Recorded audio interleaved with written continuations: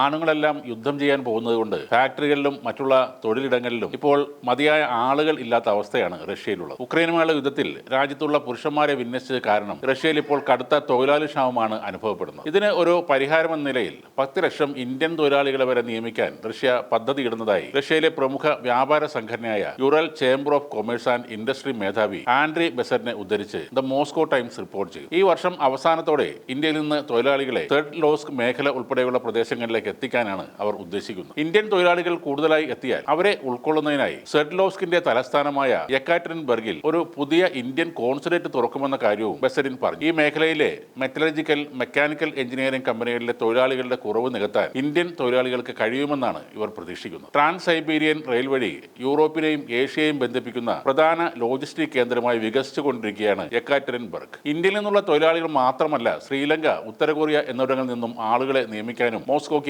പദ്ധതിയുണ്ട്. എന്നാൽ ഗൾഫിലെയും മറ്റും കാലാവസ്ഥയും തൊഴിൽ സാഹചര്യങ്ങളുമായി പൊരുത്തപ്പെടുന്ന ഇന്ത്യക്കാർക്ക് റഷ്യയിൽ ചില വെല്ലുവിളികൾ നേരിടേണ്ടതായി വരും. പ്രധാനമായും അവിടുത്തെ തണുത്തുറഞ്ഞ കാലാവസ്ഥയാണ് പലർക്കും പ്രശ്നമായി മാറുന്നത്. പിന്നെ അവിടുത്തെ ഭക്ഷണ രീതികളുമായി പൊരുത്തപ്പെടാനും ഇന്ത്യക്കാർ ബുദ്ധിമുട്ടിയേക്കാം. ഏറെ നീണ്ടതും അതികഠിനവുമായ ശൈത്യകാലത്തെ നേരിടുന്നതും സസ്യാഹാരം മാത്രം കഴിക്കുന്നവർക്ക് അനുയോജ്യമായ ഭക്ഷണം കണ്ടെത്തുന്നതുമാണ് ഇന്ത്യക്കാർക്ക് മുന്നിലുള്ള പ്രധാന വെല്ലുവിളി. റഷ്യൻ തൊഴിൽ വിപണിക്കായി പ്രത്യേകമായി തൊഴിലാളികളെ സജ്ജമാക്കുന്നതിന് വേണ്ടി ഇന്ത്യയിൽ തൊഴിൽ അധിഷ്ഠിത പരിശീലന സ്കൂളുകൾ തുടങ്ങാൻ റഷ്യയിലെ വ്യവസായികളുടെയും സംരംഭകരുടെയും സംഘടന ആവശ്യപ്പെട്ടിട്ടുണ്ട്. റഷ്യൻ വിദ്യാഭ്യാസ മന്ത്രി സെർജി ക്രാവ്സോവിന്റെ പിന്തുണയോടെ വിദേശകാര്യ മന്ത്രാലയവുമായി ഏകോപിപ്പിച്ചാണ് ഈ സംരംഭം നടപ്പാക്കാൻ ശ്രമിക്കുന്നത്. അങ്ങനെയുള്ള ഇടങ്ങളിൽ പരിശീലനം നേടിയവരാണെങ്കിൽ അവർക്ക് റഷ്യയിലെ ജോലി കുറെ കൂടെ എളുപ്പമായിരിക്കും. എന്തായാലും നല്ലൊരു തൊഴിൽ വിപണിയാണ് ഇന്ത്യക്കാർക്ക് വേണ്ടി റഷ്യയിൽ തുറന്നു കിട്ടാൻ പോകുന്നത്.